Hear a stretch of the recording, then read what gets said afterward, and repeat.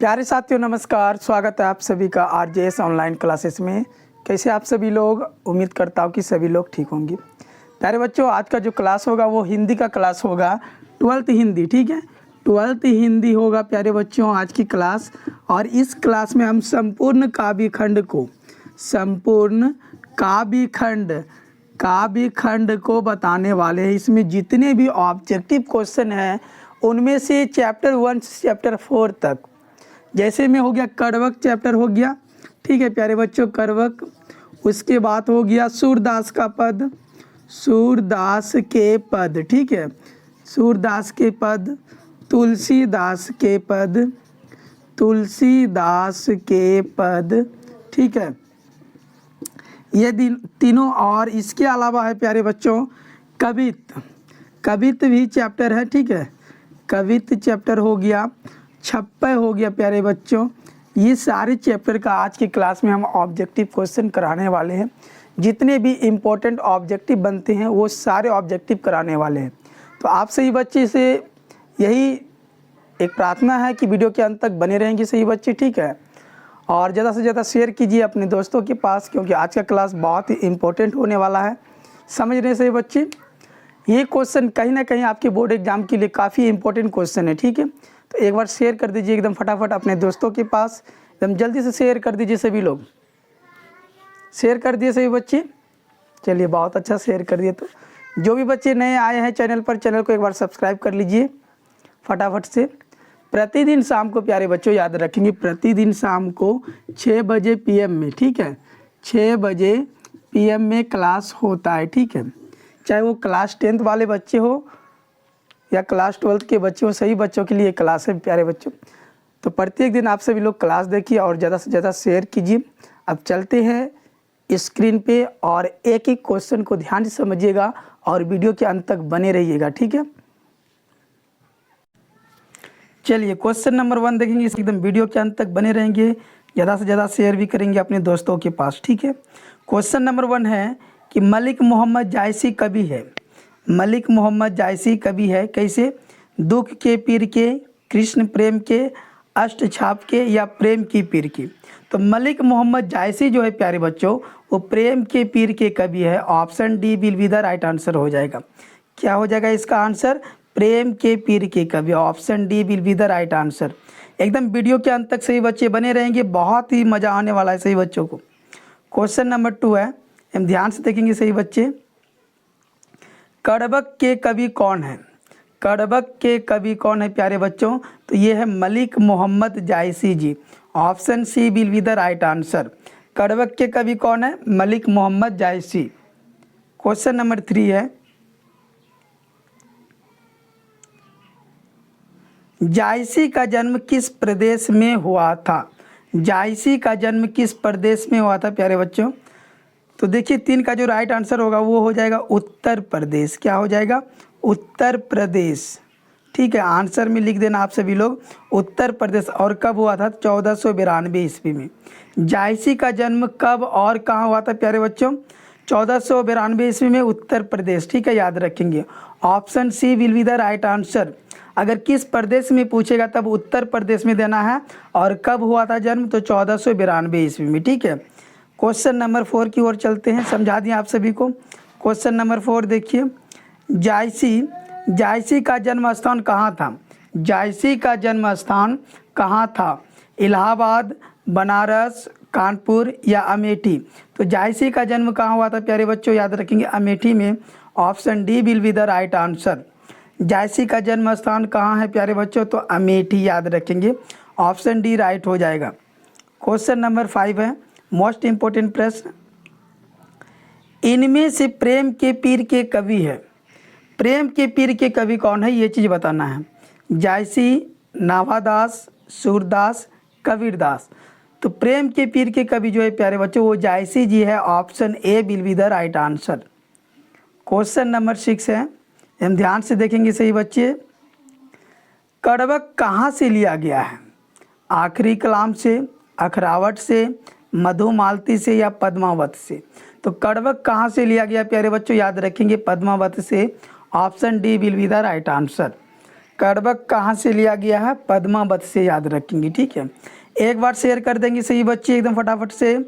Question number 7 है, कड़वक के रचयिता है, कड़वक के रचयिता है कौन है? कड़वक के रचयिता प्यारे बच्चों, तो याद रखेंगे Jayasi ji. Option C will be the right answer.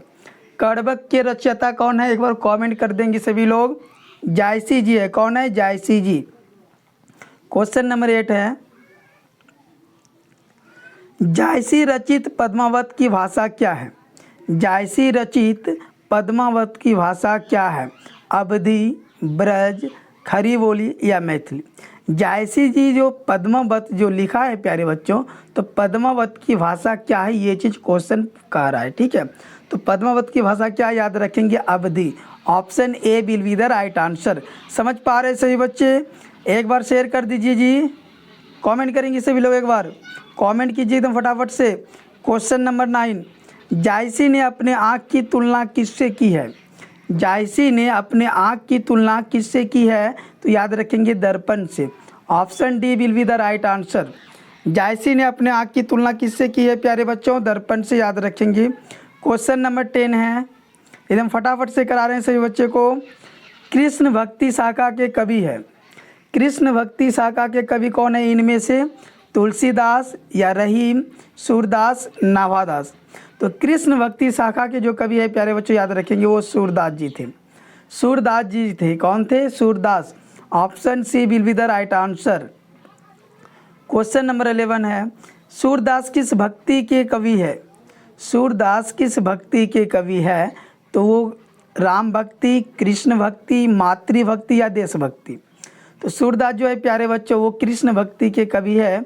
Option B will be the right answer हो जाएगा। याद रहेगा सभी बच्चों को, सूरदास किस भक्ति के कवि है? तो कृष्ण भक्ति की, याद रखेंगे। क्वेश्चन नंबर 12 है, सूरदास किस भाषा के प्रसिद्ध कवि है? सूरदास किस भाषा के प्रसिद्ध कवि है? तो ये ब्रज भाषा के। Option C will be the right answer. एक बार शेयर कर देंगे। कैसा लग रहा है क्लास? एक बार कमेंट करके जरूर बताएंगे सभी लोग, क्लास कैसा लग रहा है सभी लोग बताएंगे एक बार। कृष्ण कहाँ बैठकर भोजन कर रहे हैं? कृष्ण कहाँ बैठकर भोजन कर रहे हैं? ऑप्शन ए नंद की गोद में, यशोदा की गोद में, यमुना के किनारे या कदम के पेड़ पर? तो याद रखेंगे ये नंद की गोद में, नंद बाबा की गोद में बैठ कर के कृष्ण भोजन खा रहे हैं। Option A will be the right answer. Question number 14 है, कौन सी रचना सूरदास की नहीं है? प्रश्न यह कहा गया प्यारे बच्चों कि कौन सी रचना सूरदास की नहीं है? सूरसागर, साहित्य लहरी, सुरसरावली या सतसई? ये तीनों तो है प्यारे बच्चों, लेकिन सतसई नहीं है। Option D will be the right answer हो जाएगा, ये इसकी रचना नहीं है। क्वेश्चन नंबर 15 नंबर, सूरदास को किस चीज़ की भूख है? तो याद रखेंगे कृष्ण की, जूठन की। Option A will be the right answer. Surdas को किस चीज़ की भूख है प्यारे बच्चों? कृष्ण की, जूठन की, याद रखेंगे। क्वेश्चन नंबर 16 है, सूरदास की अनुमानित जन्म तिथि है? सूरदास की अनुमानित जन्म तिथि है 1475, 1478, 1480 या 1482? 16 का आंसर बताएंगे सभी लोग। चलिए ऑप्शन बी हो जाएगा 1478 ईस्वी में। Option B will be the right answer. Question number 17 है, सूरदास के दीक्षा गुरु का नाम क्या था? सूरदास के दीक्षा गुरु का नाम क्या था? नरहरिदास, विठलनाथ, बल्लभाचार्य या आनंददास? तो 17 का जो राइट आंसर होगा ऑप्शन सी हो जाएगा बल्लभाचार्य। सूरदास के दीक्षा गुरु का नाम क्या था प्यारे बच्चों? Vallabhacharya. Option C will be the right answer. Question number 18 है, सूरदास किस मार्ग में दीक्षित हुए? सूरदास किस मार्ग में दीक्षित हुए? तो याद रखेंगे पुष्टि मार्ग में। Option C will be the right answer. एक बार शेयर करेंगे जी सभी लोग एकदम फटाफट से। क्वेश्चन नंबर 19 है, कन्या का क्या अर्थ होता है? कन्या का क्या अर्थ होता है?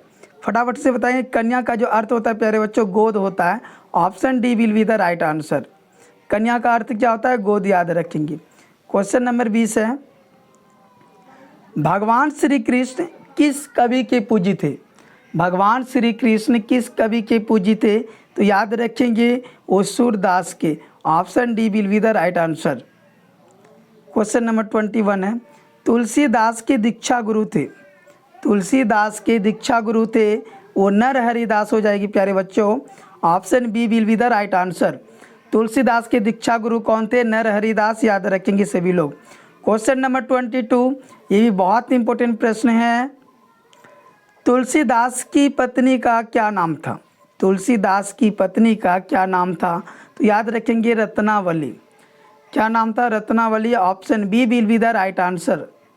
तुलसीदास की पत्नी का क्या नाम था? रत्नावली, याद रखेंगे। क्वेश्चन नंबर 23 है, तुलसीदास की माता का क्या नाम था? तुलसीदास की माता का क्या नाम था? तुलसीदास की जो माता है प्यारे बच्चों वो था Hulsi. Option C will be the right answer. Tulsi के भैले ललनमा हो हुलसी, समझ लो ना। Option C will be the right answer. Question number जो है 24, तुलसीदास का जन्म कब हुआ था? तो 1543 ईस्वी में, ठीक है। ऑप्शन बी हो जाएगा राइट। एक बार हम मिला लेते प्यारे बच्चों, रुक जाएंगे आप सभी लोग। 24 चलिए राइट आंसर है, बहुत अच्छा। क्वेश्चन नंबर 25, काशी में कितने वर्षों तक रहकर तुलसीदास ने शिक्षा प्राप्त की? प्यारे बच्चों क्वेश्चन यह कह रहा है कि काशी में कितने वर्षों तक रहकर तुलसीदास ने शिक्षा प्राप्त की? 10 वर्षों तक, 15 वर्षों तक, 20 वर्षों तक या 25 वर्षों तक? तो याद रखना इसका जो राइट आंसर होगा ऑप्शन ए 10 वर्षों तक, ठीक है। क्वेश्चन नंबर 26 है, रामचरितमानस किसकी रचना है? रामचरितमानस किसकी रचना है? तो याद रखेंगे सभी लोग तुलसीदास की। Option B will be the right answer. Ramcharitmanas किसकी रचना है प्यारे बच्चों? तुलसीदास की, याद रखेंगे। क्वेश्चन नंबर 26 है, तुलसीदास किस शाखा के कवि है? तुलसीदास किस शाखा के कवि है? राम मार्गी, कृष्ण मार्गी, प्रेम मार्गी या ज्ञान मार्गी? तो याद रखेंगे राम मार्गी। Option A will be the right answer. Tulsidas किस शाखा के कवि है? तो राम मार्गी, ठीक है, याद रखेंगे। पीडीएफ चाहिए तो एकदम टेलीग्राम से जुड़ जाइए सभी लोग एकदम फटाफट से, डिस्क्रिप्शन के नीचे लिंक है, पीडीएफ मिल जाएगा सभी बच्चे को। तुलसीदास के पद किस भाषा में है? तुलसीदास के पद किस भाषा में है प्यारे बच्चों? मैथिली, ब्रजभाषा, खड़ी बोली या अवधी? तो याद रखेंगे Awadhi. Option D will be the right answer हो जाएगा, ठीक है। क्वेश्चन नंबर 29 है, ये भी इम्पोर्टेंट प्रश्न है, तुलसीदास ने प्रथम पद में किसकी स्तुति की है? प्यारे बच्चों अगर पद आप लोग नहीं पाए हैं तो डिस्क्रिप्शन के नीचे वीडियो का लिंक है, जाइए और वहाँ से वीडियो को देखिए, एकदम पूरा समझ में आ जाएगा। तो प्रथम पद में तुलसीदास जी कहते हैं माँ सीते से, हे माँ, अगर आपको कभी भी अगर अवसर मिल जाए तो प्रभु श्री राम से कह दीजिएगा कि मेरा जो शरीर है अब वो चलने योग्य नहीं है। तो इसका जो आंसर होगा प्यारे बच्चों वो होगा Sita ji. Option C will be the right answer. Question number 30 है, 30 नंबर, कवितावली के रचनाकार है। कवितावली के रचनाकार है कौन है? तुलसीदास जी है। Option B will be the right answer हो जाएगा, ठीक है।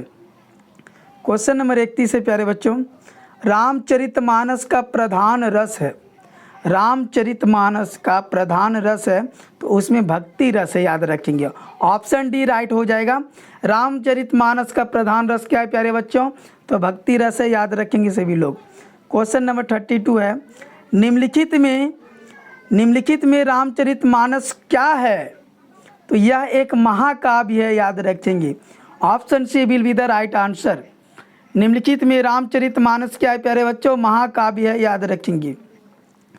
क्वेश्चन नंबर 33 है, विनय पत्रिका की भाषा क्या है? विनय पत्रिका की भाषा क्या है? तो याद रखेंगे अवधी हो जाएगा, अवधी या ब्रज भाषा। 33 का जो राइट आंसर होगा वो हो जाएगा ब्रज भाषा प्यारे बच्चों। ऑप्शन बी राइट हो जाएगा, ठीक है। विनय पत्रिका की भाषा क्या है? ब्रज भाषा हो जाएगा। ऑप्शन बी राइट हो जाएगा आंसर। क्वेश्चन नंबर 34 है, तुलसीदास का मूल नाम क्या था? तुलसीदास का मूल नाम क्या था? तो याद रखेंगे राम बोला। ऑप्शन बी राम बोला इसका नाम क्यों पड़ा प्यारे बच्चों? तो याद रखेंगे जब तुलसीदास ने जन्म लिया था तो उसी समय ये राम का नाम लिया था, तो इसलिए इसका जो नाम था राम बोला रखा गया था शुरुआत में। ठीक है, option B will be the right answer हो जाएगा। क्वेश्चन नंबर 35 है, तुलसीदास के शिक्षा गुरु है, तुलसीदास के शिक्षा गुरु है वो कौन है? शेष सनातन, याद रखेंगे। Option C will be the right answer. Tulsidas के शिक्षा गुरु कौन है प्यारे बच्चों? शेष सनातन है, याद रखेंगे। क्वेश्चन नंबर 36 है, छप्पय शीर्षक के रचयिता कौन है? छप्पय शीर्षक के रचयिता कौन है? तो याद रखेंगे ये नाभादास हो जाएगा। ठीक है, option C will be the right answer हो जाएगा इसका। ठीक है, 36 का सी राइट हो जाएगा, याद रखना। क्वेश्चन नंबर 37 है प्यारे बच्चों, नाभादास किसके समकालीन थे? तो ये तुलसीदास की थी। नाभादास किसके समकालीन थे? तुलसीदास के। Option C will be the right answer. Question number 38 है, चलिए आप लोग एकदम कमेंट नहीं कर रहे, कमेंट कीजिए कि वीडियो कैसा लग रहा है। छप्पय कितनी पंक्तियों का छंद होता है प्यारे बच्चों? छप्पय कितनी पंक्तियों का छंद होता है? तो याद रखेंगे 6। Option C will be the right answer. Question number 39 है, एकदम फटाफट से कराते जा रहे हैं। भक्तमाल के रचयिता कौन है?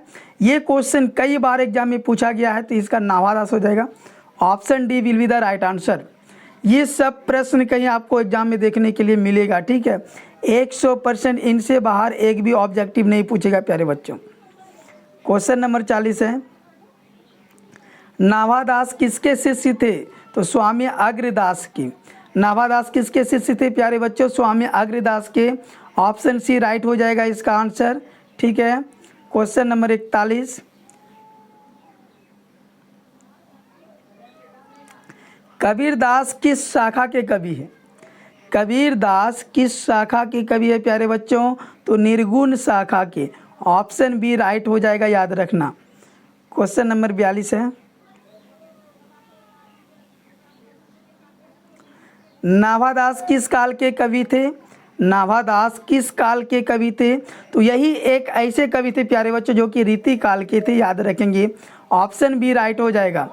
नाभादास किस काल के कवि थे? तो रीति काल के, याद रखना सही बच्चे। क्वेश्चन नंबर 33 है, कवित शीर्षक कविता के कवि कौन है? कवित जो चैप्टर है उनके कवि कौन है प्यारे बच्चों? तो याद रखना भूषण। ऑप्शन जो है बी राइट हो जाएगा, भूषण जी है। ठीक है, क्वेश्चन नंबर 44 है, छत्रसाल की तलवार ने कौन सा रूप धारण कर रखा है? छत्रसाल की तलवार ने कौन सा रूप धारण कर रखा है? तो रौद्र रूप धारण। ऑप्शन ए राइट हो जाएगा, रौद्र रूप धारण कर रखा है प्यारे बच्चों, याद रखना। क्वेश्चन नंबर 45 है, शिवराज भूषण में कितने अलंकारों का निरूपण हुआ है? शिवराज भूषण में कितने अलंकारों का निरूपण हुआ है? तो याद रखना 105। ऑप्शन डी राइट हो जाएगा, 105 अलंकारों का। क्वेश्चन नंबर 46 है, शिवराज के पुत्र का नाम क्या था प्यारे बच्चों? तो याद रखना साहू जी। साहू जी, साहू जी याद रखना। ठीक है, साहू जी हो जाएगा। क्या नाम रखना है याद सभी बच्चों को? साहू जी। ठीक है, साहू जी। शिवराज के पुत्र का नाम क्या था? साहू जी। ऑप्शन बी राइट हो जाएगा। ठीक है, क्वेश्चन नंबर जो है 47 है, शिवराज भूषण किसकी कृति है प्यारे बच्चों? तो भूषण जी की। शिवराज भूषण किसकी कृति है? भूषण जी की है, याद रखना। क्वेश्चन नंबर 48 है, भूषण किस काल के कवि थे? भूषण किस काल के कवि थे? तो ये रीति काल के। ऑप्शन सी राइट हो जाएगा प्यारे बच्चों, रीति काल के कवि थे। क्वेश्चन नंबर 49 है, शिवा बावनी में कितने मुक्तक है? शिवा बावनी में कितने मुक्तक है प्यारे बच्चों? तो 52 है। ऑप्शन बी राइट हो जाएगा, याद रखना सही बच्चे। क्वेश्चन नंबर 50 और लास्ट क्वेश्चन है बच्चों, एकदम वीडियो के अंत तक ही रहना है सही बच्चों को। भूषण के पिता का नाम था, भूषण के पिता का नाम था रत्नाकर त्रिपाठी। ठीक है, ऑप्शन ए राइट हो जाएगा। वीडियो कैसा लगा आप सभी लोग एक बार कमेंट करके ज़रूर बताएंगे। ठीक है, मिलते हैं नेक्स्ट क्लास में, तब तक के लिए आप सभी को धन्यवाद।